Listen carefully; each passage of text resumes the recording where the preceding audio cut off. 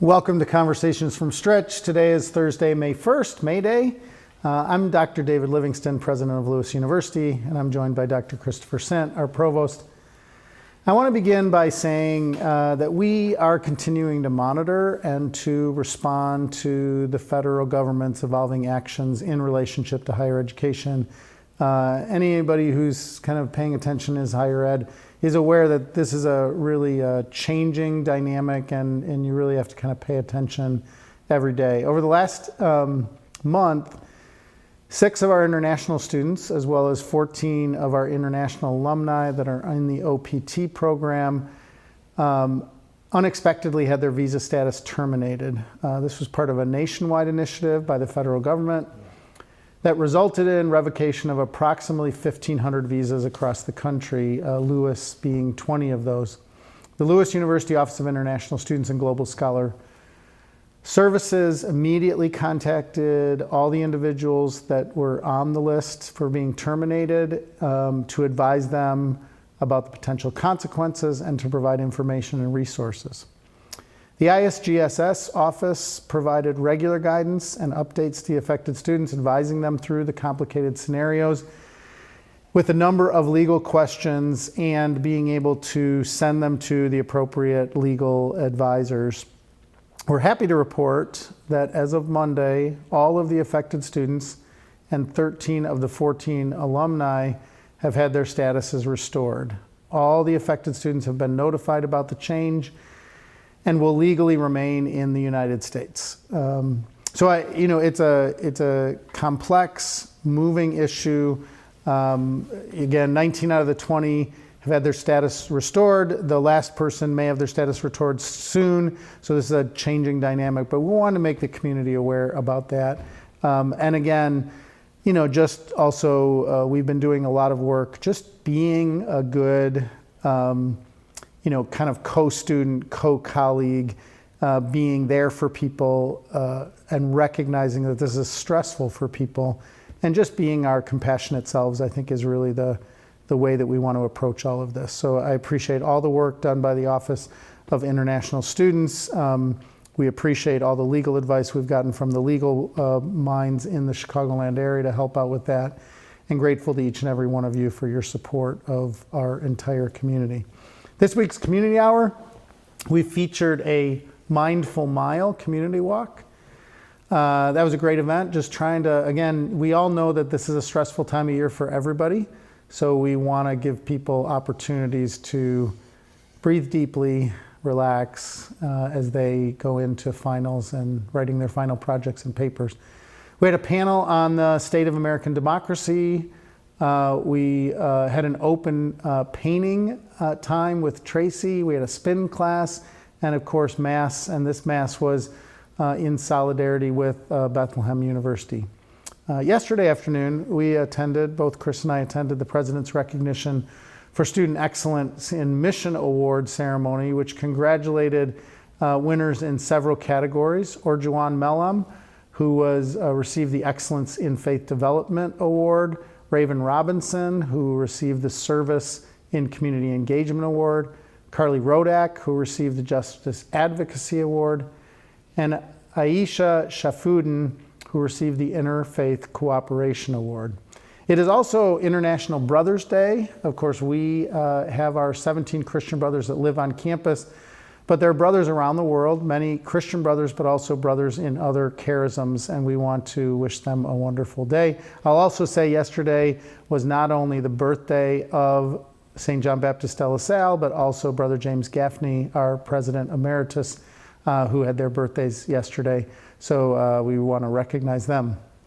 We also announced at the event for Excellence in Mission our 2 top commencement awards. The Father Aquinas Colgan Award went to Natalie Galvez, and the LaSallian Student Commencement Speaker Award went to Jamie Momey. Jamie will be our guest next week, along with Dr. Kurt Shackmuth, and we'll talk a little bit about that. Looking ahead, tonight is the Nursing Department Recognition Ceremony, and then this weekend we have the Special Olympics plane pull on Saturday morning and the Run the Runway on Sunday morning. So a lot of activities over at the And I think I heard this morning, I think we have 153 participants signed up for Run the Runway. The teams are all full for the plane pull. But if you do want to run on the runway, if you've never had that opportunity, which most people never have, and you want to, run a half mile on the runway, come on over. We're raising money for aviation scholarships. So come on over and join that. So Chris, we have a lot of other activities going on. I know you have some things to talk about. Yeah, I just want to say congratulations to all those wonderful students who won the LaSallian Awards yesterday. It was a beautiful event with some great speeches and just a really great celebration of student accomplishment. I think the Run the Runway is a fundraiser for student organizations in aviation, and the plane pull, as we saw some images there, is for Special Olympics. So it's a lot going on at the airport this weekend. So some more news. Lewis Athletics has welcomed Dodie Dunson as the new head coach for women's basketball, and Ian Disseldorf as the head coach for men's and women's swimming. Dunson has 14 years of collegiate experience and most recently coached at the University of Evansville. And Disseldorf has spent the past 2 years at the University of Buffalo, where he led that university to a 4th place finish at the Mid-American Conference Championships for the last 2 seasons. Really competitive league, so we're really delighted to have both of them as our new head coaches. Congratulations to Dr. Demis Crimmin, Chair and Professor of History at Lewis, who was recently invited to share his insights on the legacy of Pope Francis on a show called The 21st Show. It's a daily radio show broadcast to Illinois with live news updates on public affairs and a podcast. So thanks, Dr. Crimmin, for sharing your insights about Pope Francis with that news service. So we hosted the 2025 Spring Symposium for the Chemical Mechanical Planarization Users Group from April 3rd and 4th. Over 50 in-person and 150 online researchers, engineers, and students gathered to discuss developing the next generation CMP ecosystem. Industry experts and students were able to present talks, posters, and attend a keynote address. I was able to attend a lot of it. It was really, really fascinating to see everyone I just mentioned from our undergraduate students giving poster presentations to experts from across industry giving presentations about this work in their own labs. Dr. Jason Kelleher served as the co-chair for the event, along with Bahar Basim from Intel, Nagella Nukuna from DuPont, Mike Pevney from 3M, and Devin Shipp from Clarkson University. So thanks to Dr. Kelleher and everyone for the success of that terrific event that brought all kinds of amazing work to Lewis. Last time I'm going to announce this, the Philip Lynch Theater presents Ride the Cyclone by Jacob Richmond and Brooke Maxwell. The musical follows the lives of 6 teenagers from a Canadian chamber choir whose lives are cut short in an accident aboard a roller coaster.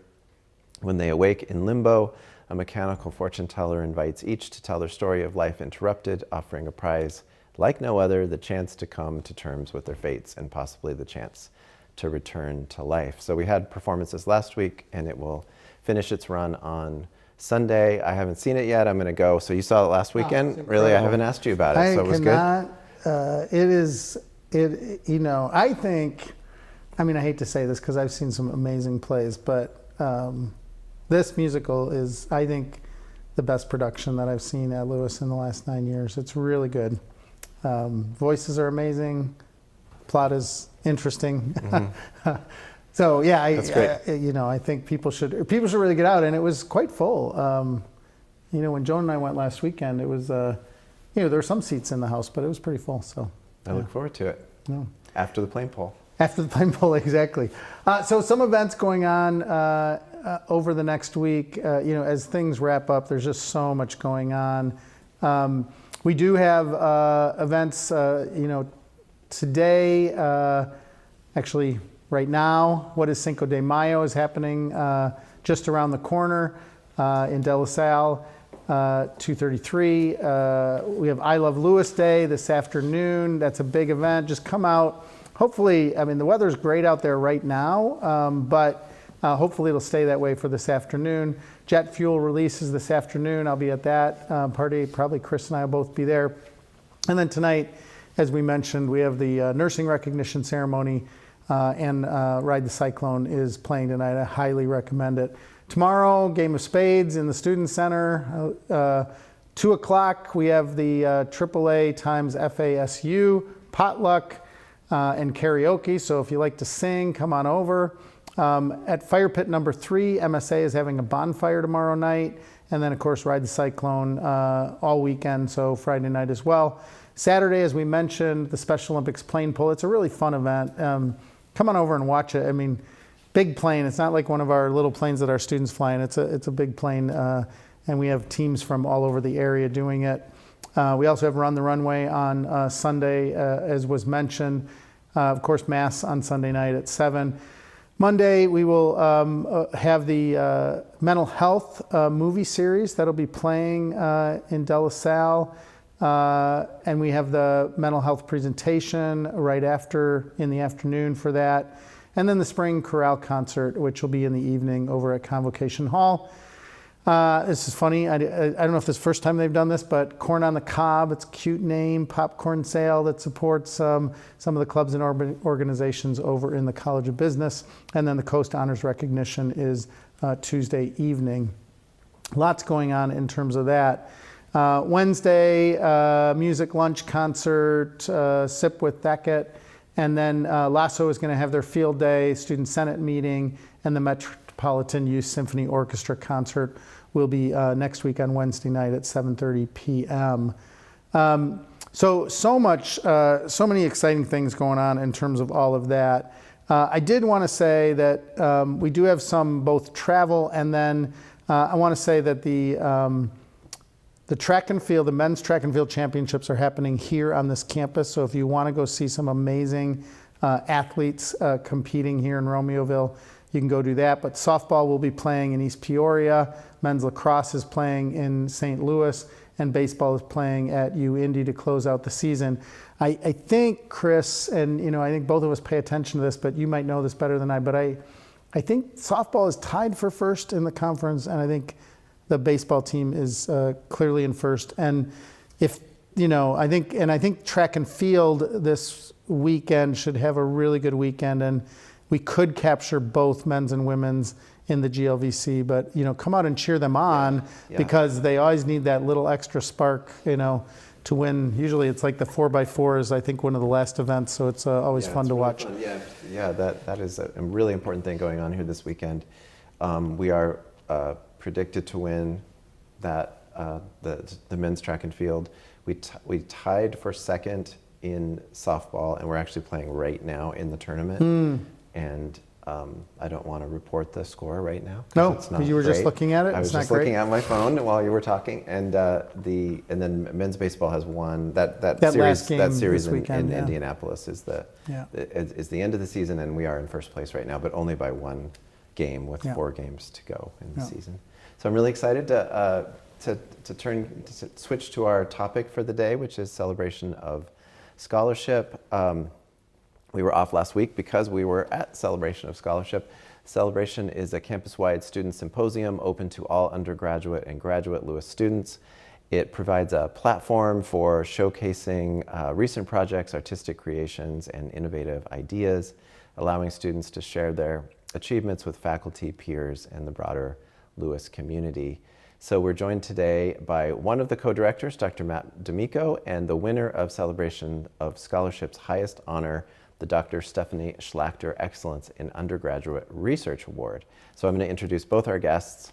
But before I do that, as always, remember that you can email a question to ask us at lewisu.edu, which you see there at the bottom of the screen. And we will get the question into the conversation if you're watching live. And again, if you're watching a recorded version on YouTube, you can still use that email, and we can send the question along to whomever is the best person to answer it. Dr. Matt Domico is an associate professor in the psychology department. He earned his PsyD in clinical psychology from the Chicago School of Professional Psychology, where he studied clinical assessment and the practice of psychotherapy. He is the co-author of the book, What You Need to Know About Alzheimer's Disease, and his current research interests include dementia, caregiving, and psychology pedagogy. Along with Dr. Marie Meyer, he has co-directed the Celebration of Scholarship for the past 5 years, and this was his last year in that role. Emma Teo is a first semester senior majoring in physics. She currently works with Dr. Hooper of the physics department doing research. Before transferring to Lewis, she was in the United States Air Force and attended college, the College of DuPage.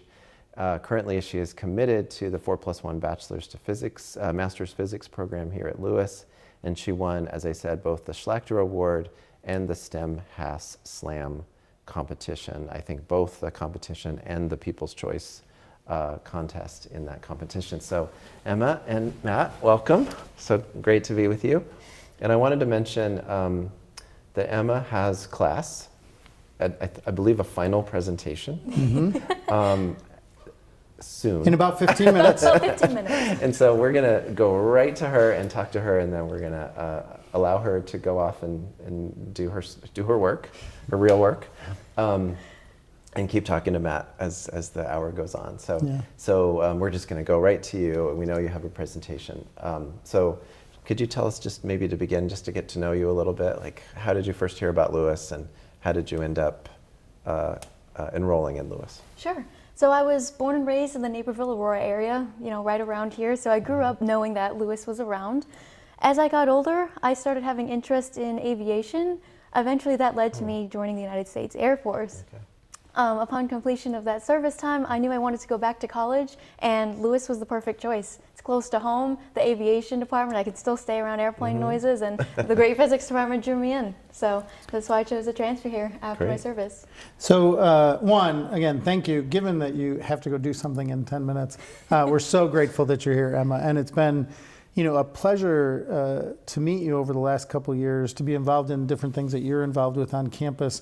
But maybe we can go to kind of your part in Celebration of Scholarship. So could you, talk to us a little bit maybe about what it's like to be a researcher in the physics department, and then maybe get into your specific research. So maybe just like, how do you interact with the faculty? What's that kind of stuff like, having a mentor in that kind of space? And then what specifically have you focused on? Sure. So doing research at Lewis has definitely been a great experience. I've loved every second of it. I like to think of my classes and my coursework and doing research under an advisor as kind of two separate things at Lewis. You approach them in different ways, you dedicate a certain amount of time to each, and really my favorite part about the research is building that relationship with my mentor, Dr. Hooper. That one-on-one research and the quality experience that you get out of it as a researcher is just, it's unmatched in my opinion, compared to just attending regular classes. But with both in conjunction, it really just elevates my educational experience. Yeah. So talk to me about the process. So when you got to know Dr. Hooper, took some classes with him, was it, now I'm speaking as Emma, I'm interested in this stuff. Can you, or was it, Dr. Hooper's like, I'm working on this project and there's like 5 tentacles of it. Would you be interested in doing research on one of those tentacles to keep this moving forward? Can you tell me about and then I'd love to hear about the actual research, but how did you get into the subject matter of the research? Sure. So in the Air Force, a lot of the work that I dealt with related to both nuclear physics and strategy. So those were 2 topics I knew I was already interested in. Yep. And when I came to Lewis, I noticed I had room in my schedule to do research. Right. I actually started doing research with Dr. Hooper before I took a class with him. Wow. I walked into my advisor's office, I said, I'm interested in research, I'm interested in nuclear physics research, what do you got for me? Great. And he directed me over to Dr. Hooper. I think it was literally the second day on campus. Okay. I walked into Dr. Hooper's office, introduced myself, and said, sir, if you give me the chance, I'd love to do research for you. And that's kind of how that took That's off great. within 2 weeks. So tell me about the research that you've been doing and what you presented on at the Celebration of Scholarship. Sure. So the last year and a half, I've been working on the project called Muon to Electron Conversion Experiment, or Mu-to-E for short, which is a current experiment under construction at Fermi National Accelerator Laboratory. The goal of this experiment, it's particle physics based, and we're trying to convert a muon, a type of particle, into an electron, a different type of particle. And this specific process has actually never been seen before in the world of particle physics. There are some other laws that make us think that it's possible, but no one's actually observed it yet. So there are many, many different bits and pieces of this larger experiment at Fermilab, and I work with this tiny little detector system up in the top corner of the experiment, and my goal is to try to make that operational for data collection. That's awesome. And so have you been going to the lab, and tell us a little bit about how you've been conducting the research? Sure. So I have a dedicated space in the physics department for this specific research. All of the equipment that I have in there that I need for the experiment is down there, and most of the work that I do is here at Lewis. Okay. Dr. Hooper serves as the bridge between myself and Fermilab. Okay. We give each other updates just to make sure everyone's on the same page about what's going on. But most of the research I do is conducted at Lewis because we have all the equipment we need downstairs in the lab. That's great. cool. So I don't think everybody, so I think this is a great opportunity. This show, some people watch it live, but people watch it later, and sometimes they can kind of search if they're interested, for instance, potentially in physics. Like I might want to study physics at Lewis. So I don't think everybody watching, especially some 17-year-olds or even 20-year-old transfer students, would know what a national lab is and what Fermi does. We are very fortunate in the Chicagoland to have 2 national labs. You can be in parts of the country, you could drive 500 miles and not hit a national lab, and we have 2 of them within, I'd say, 30 miles of where we're sitting right now. Would you talk a little bit about what a national lab is, what kind of Fermi's focused on, and how that enhances being a Lewis student, right? Because working with that national lab relationship enhances your opportunities moving forward. Of course. So national laboratories are direct branch of the United States government, the Department of Energy, and their main goal is to supply most times power for the Department of Energy and their government run. Immediately, the first thing that I noticed was the professionalism aspect. It is just unmatched exposure to what people might call the real world, or after you graduate college.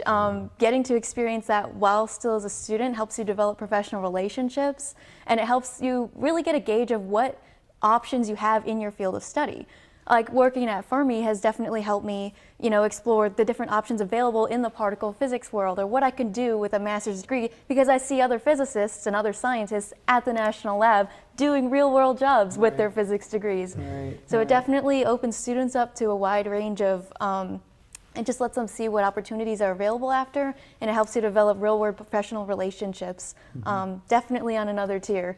Yeah. Okay, so you are working with Dr. Hooper on this big project with many other people involved. How do you translate that into preparing for celebration of scholarship? Like, how did you decide what your piece is and what your presentation was going to be? So my piece was actually, it was given to me. I walked in, I was like, I want to do particle physics. And they're like, here's a problem that we have with this particle physics experiment. We need to find a way to solve it. So the specific pixel cooling project, what I presented on at Celebration of Scholarship, that was a problem that Fermi National Lab had, and that I was given an opportunity to try to solve. When picking and choosing what I wanted to share at Celebration of Scholarship, it's really the key highlights. I mean, there were many, many times where countless hours in the lab where, results didn't end up the way we wanted them to, and then at other times there were bigger successes. So choosing what to share, really I wanted to make sure that the audience could understand it. I realized not everybody may be familiar with particle physics terminology.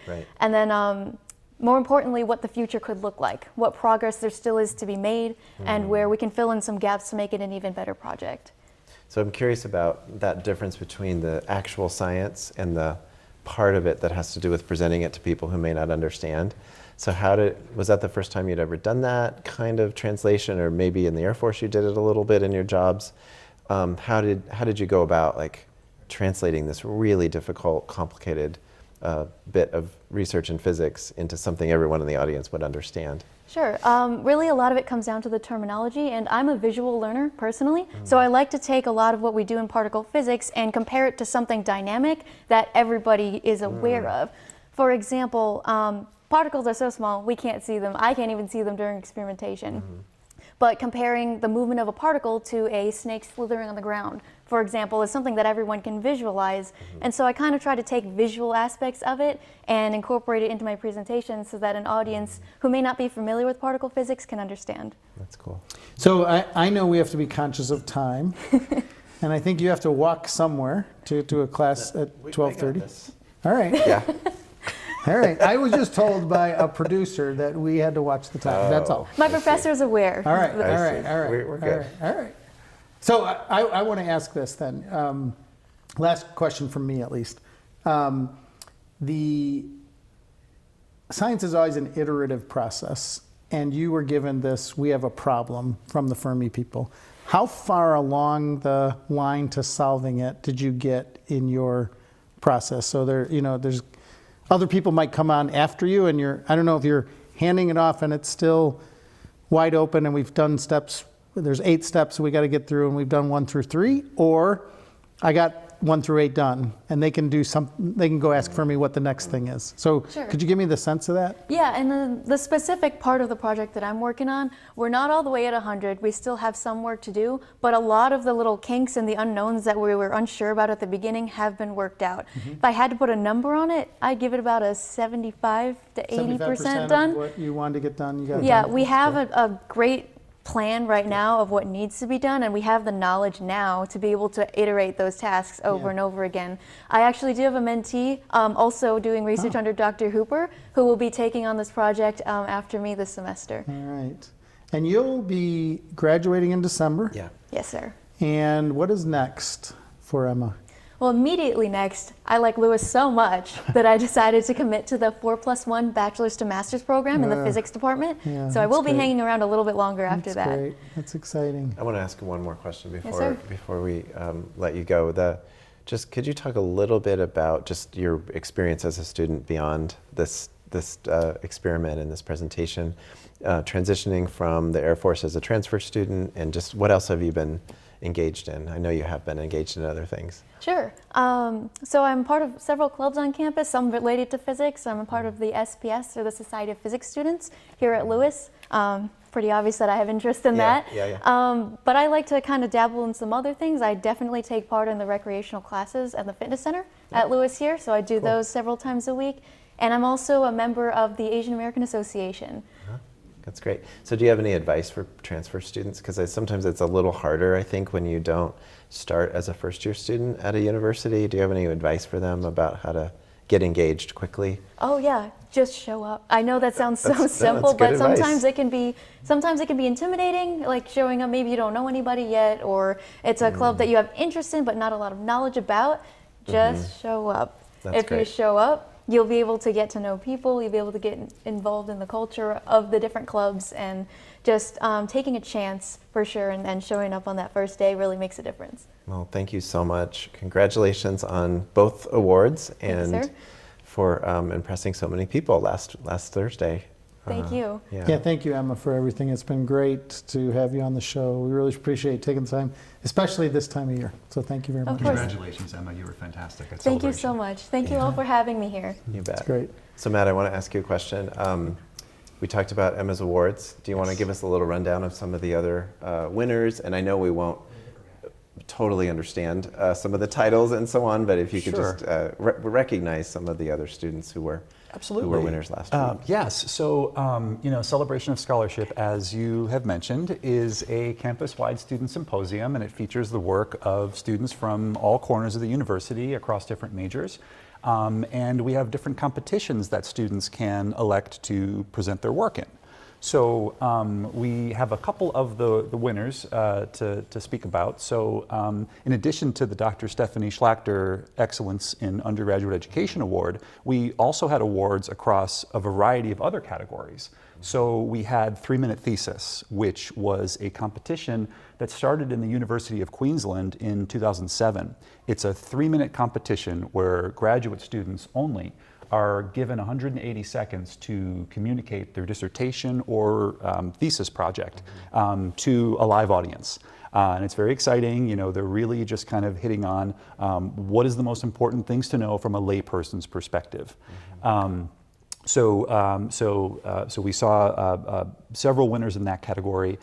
We also saw winners in the STEM and Haas Slam. So Emma was first place in that, but we also saw several other students, not only in the STEM fields, presenting in those formats. So the good thing about Celebration of Scholarship is that it's not only scientific research that gets to be showcased. We encourage scholarship in all of its different formats. So we have students who are presenting business plan ideas. We have students who are performing their best creative works. We have students who are showcasing their art projects. We have everything under the sun as a way to kind of communicate the great work that students do here. I think we have the Schlachter finalists to share on a slide. If we could show that, that would be great, if I'm correct about that. Great. And that would give us some sense of the diversity of the different topics that came up. Absolutely. So a few of our finalists for the Dr. Stephany Schlachter Excellence in Undergraduate Scholarship Award. Zachary Campbell was one of our participants with mathematically modeling recurrent C. difficile. Yeah, I'm happy. Okay, Yeah. so yes, it was a great project. Other students who were selected as finalists that were evaluated by our specialty team of judges, Nathan Hajek for his study, and as well as many others. And the common thread that links together all of these different presentations, we're seeing a few more now. So Katie Melzer and the Simplification of Everything, an art project that she presented on stage. Tanny Du with his project Seeing Music Using Lasers to measure so vibrational interesting to me. frequencies. I really am interested in that. Wasn't that sensational? Yeah.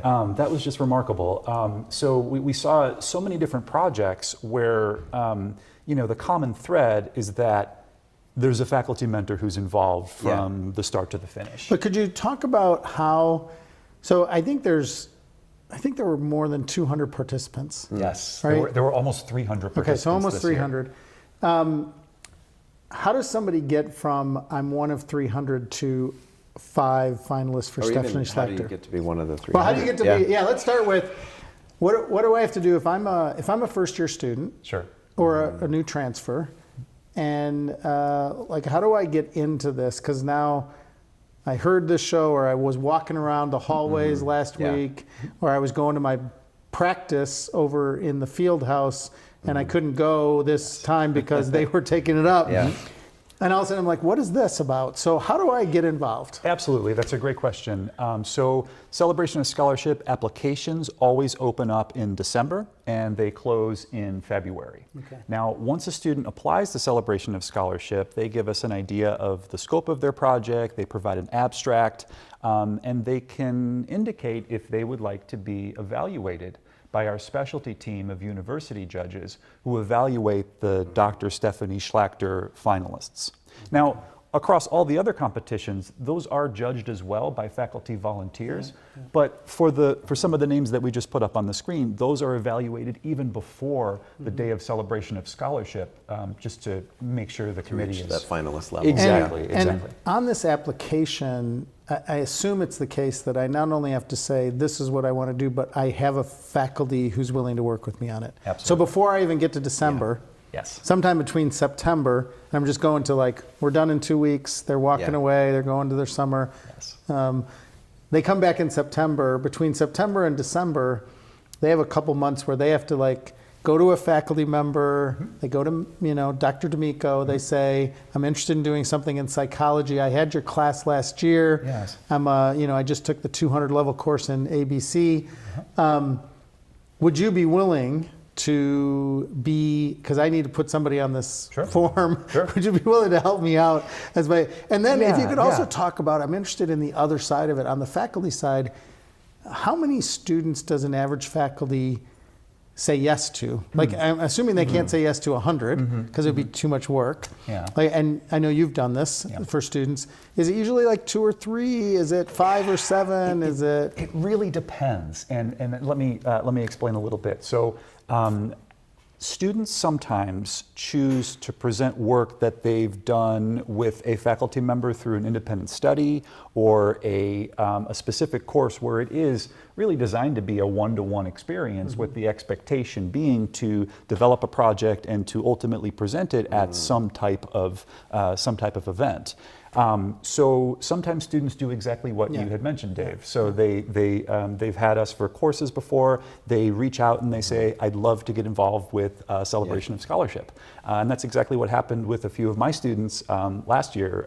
So one of my students, Hannah Herr, approached me last year, kind of knowing that Celebration is a big thing on campus in the spring, asking how she might be able to get involved and put together a research project. And in that example, we did an independent study in the fall. We worked on building a literature review. We worked on building a project. And then when she took our advanced research course within our department, that was the opportunity to really take the project off the ground. She kind of knew she was doing this while she was going through the research class. Exactly. And there are some faculty who have research courses where it's an expectation to present at Celebration of Scholarship. So in my research class, it was an expectation this year to present at Celebration. And didn't you have a team connected to some of your research? Connected to A research team? Like a group of students who were doing something? Yes. Yeah. So my group of students who had won a second place award, really proud of them for their work with EEG technology. So I had 3 students, Hannah Herr, Danielle Gorman, and Annabelle Maxilon, who came together to learn a new technology that we have in the psychology department, which is EEG, essentially reading brainwaves and inferring different types of psychological states from that. So the group came together and they worked on a semester-long research project and presented it at Celebration, and it's great to see. Yeah, that's so cool. it is. It's really amazing. It's amazing the level of work. I'm always inspired by our students and what they produce in a, and I know sometimes for some of them it's a 1.5 year long project and they get that 3 minutes or that 15 minutes. But I think that's a good thing to learn about research is oftentimes you'll put in, hundreds and hundreds of hours and you get your 15 minutes of fame, so to speak. And I think the other thing that is also, what I love about this is it is so much like the rest of life. I mean, I think all 3 of us have presented at our national societies that are different for each one of our disciplines, where scholars from around the country and around the world are presenting, and it's in a room and there's 3 people presenting over a 2-hour session and somebody's moderating. It's very similar, and I think our students, because some of our students will actually take something they did at Celebration Scholarship and go to a regional event for undergraduate research. It's meant to be a stepping stone to prepare students for regional or national conferences they might participate in after this. So Matt, as you've now concluded your time as co-director, I have a couple reflective questions for you. Sure. One is sort of related to that, which is now that you've done all this work and watched it transpire for so many years, what do you think some of the values of Celebration of Scholarship in particular are for the students? Absolutely, and it's not only me. So it's myself and a team of wonderful faculty from around the university. Our Celebration of Scholarship Coordinating Committee. We work, every week since September to build this event, and so much of the success is a direct relation to what Dr. Marie Meyer, my co-director, has put into this competition over the years.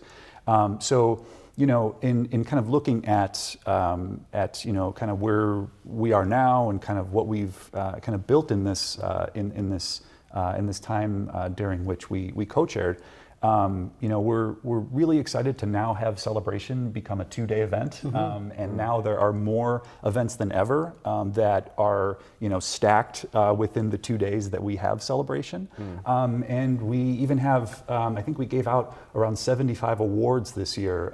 So the awards you saw on the screen were not the only ones we gave out. There were awards across multiple different categories, appreciating all the great work students have done in a variety of capacities.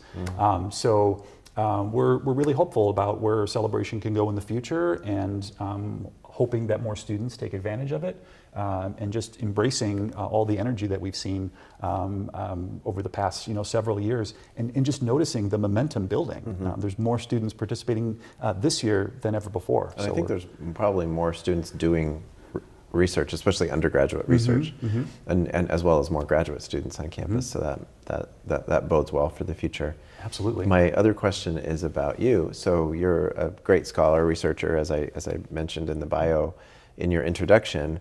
Is doing this and working with undergraduates especially, which is what you do primarily, how does it inform your research or just your approach to your own research? I think Celebration is so vital to kind of the creative process, because I think the more people you can bring in to a discussion, the more viewpoints that you get to see.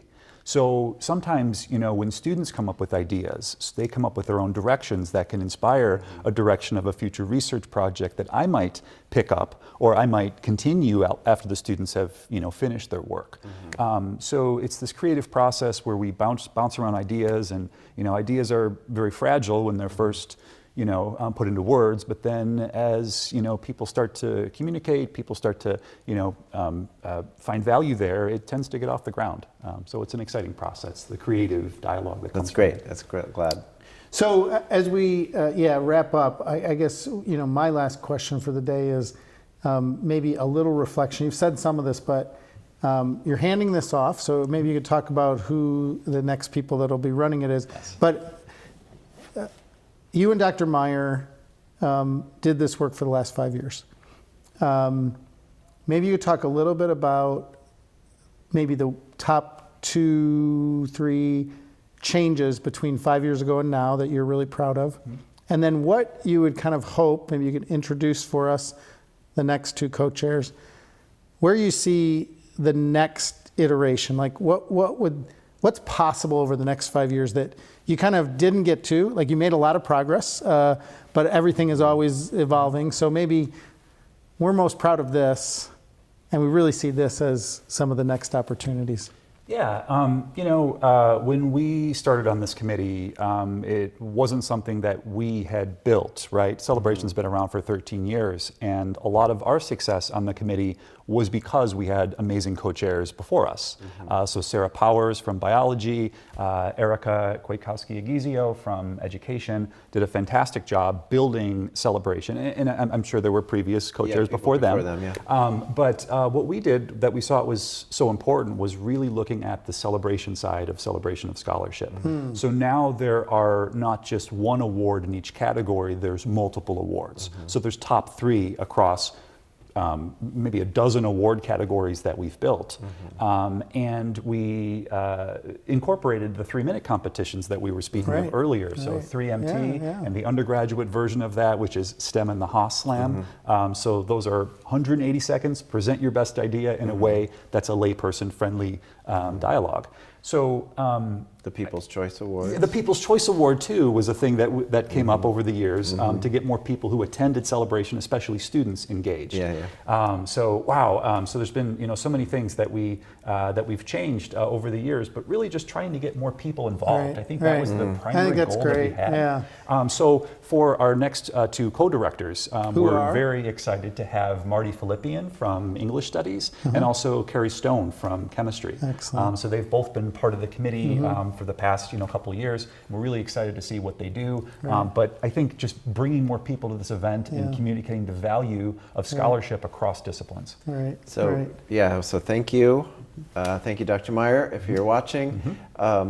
Thank you to the committee, all the faculty who served as mentors. It was an incredibly successful 2-day event this year, and we're just really, really grateful for your leadership. 5 years out of 13 is a big percentage. It is. Thank you so much. Well, and I think what you mentioned, which is partly why I asked the question, is that it's a committee. I mean, you and Marie, you and Dr. Meyer did amazing work leading, and leadership matters. And then there's a whole committee, and then that committee has ideas about moving forward. And now we have, Dr. Stone and Dr. Philippian who are going to be coming on and doing the leadership work and kind of herding the cats, so to speak, to get everybody on the same page and ready for all the judging. And I know it's a lot of getting around campus to try to find all the judges and find out, that's a lot of the work is asking people to help out, right? And so we appreciate all that work. So thank you so much for being with us today. Thank you for your leadership. Really Thanks so much grateful. for having me. Yeah. So as we wrap up, I just want to say, so this is our second to last show of the year, but it's my last show of the year. Next week, I have to be down in Springfield. It's a Latin American kind of for the Senate and the House down in Springfield lobbying day. And so I'm going to be down there working on behalf of our Latin American students, both on all of our campuses, to kind of try to make sure the legislature understands the issues are at stake. And we talked a little bit about that at the beginning, that the federal government is having some influence. And so we want to make sure we're doing some of that lobbying. So we're taking some students down there and meeting with legislators. So I will miss next week, but Chris will be here to talk about commencement with Dr. Shackmuth, and that'll be a great show. So my last show of the year, we're grateful for these seasons. I want to say how grateful we are, personally, Chris may say this again next week, but just so grateful for the people behind the scenes. We have some incredible people who do this work, and I'm just really grateful to each and every one of them. And I also want to say, as we wrap up, that Tony, who's been the manager, should really get his grad application in. So if you're listening to me, Tony, behind the wall, get on it, get it done, let's move forward. And I appreciate his leadership over this year. He's been a great manager, and he's actually a great voice of games over at Neil Carey Arena. So we appreciate all that he does. I want to say how grateful I am to everybody that's watched this over the last year. Appreciate each and every one of you. We're excited about celebrating you at commencement or at the end of the year celebrations that are coming up. So many blessings to you and all those that you love.